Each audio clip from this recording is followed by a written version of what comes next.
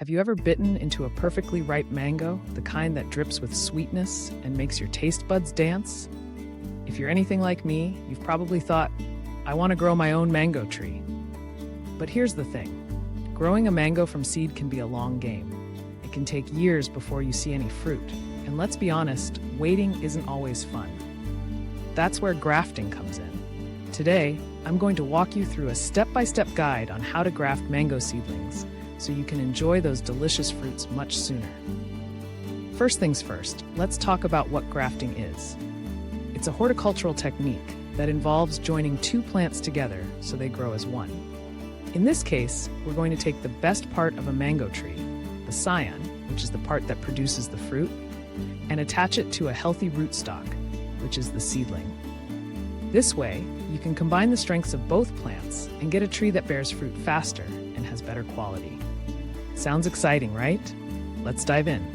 Before we get started, you'll need a few supplies. Grab yourself a sharp knife or a grafting tool, some grafting tape, and of course your mango seedlings and scions. You can either buy a grafting kit online or just use what you have at home. Make sure everything is clean to avoid any infections.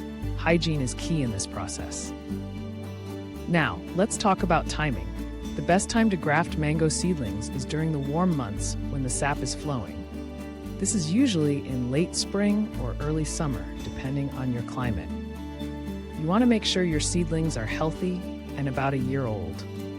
They should be sturdy, and ideally they'll have several leaves on them. If they're too young or weak, they might not take to the grafting process. Once you've got your seedlings ready, it's time to prepare the scion. Choose a healthy branch from a mature mango tree that's known for producing good fruit. You want a scion that's about the same diameter as your seedling stem for the best chance of success. Using your sharp knife, cut a 6 to 8 inch piece of the branch, making sure it has at least 2 or 3 buds on it. The cut should be clean and smooth. This will help the two parts fuse together better. Next, let's prepare the rootstock, which is the mango seedling. Make a clean cut about 6 inches above the soil line. You want to create a flat surface to attach the scion. After that, make a vertical cut down the center of the cut surface, about 1 inch deep. This is where your scion will fit in. Now, take your scion and make a matching cut on the bottom, creating a wedge shape. This is crucial because it allows the cambium layers of both plants to come into contact, which is essential for the graft to take. Now comes the fun part, joining the two.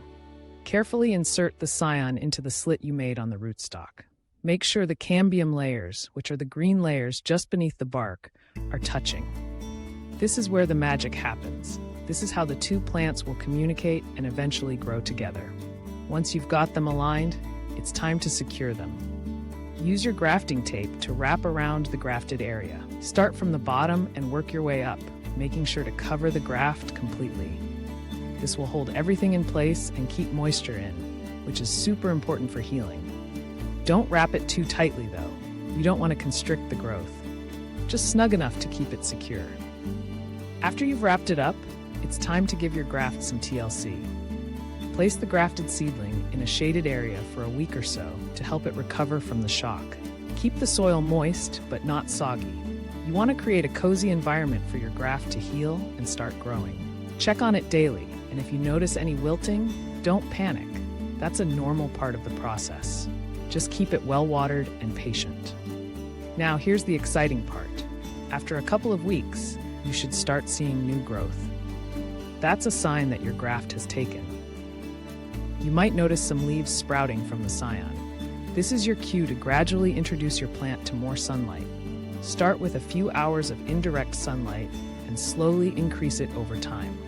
You want to avoid shocking the plant, so take it easy. Once your graft has established itself and is growing well, you can remove the grafting tape. Just be gentle when you do this, as you don't want to disturb the connection too much. Keep an eye on the growth, and if you see any shoots coming from the rootstock below the graft, pinch those off. You want the energy to go into the scion, not the rootstock. In a few months, you should have a thriving mango tree that's ready to grow bigger and eventually produce fruit. Remember, patience is key. It may take a couple of years for your tree to bear fruit, but trust me, when you finally take that first bite, it'll all be worth it. You'll be able to say, I grew this, and there's nothing quite like that feeling.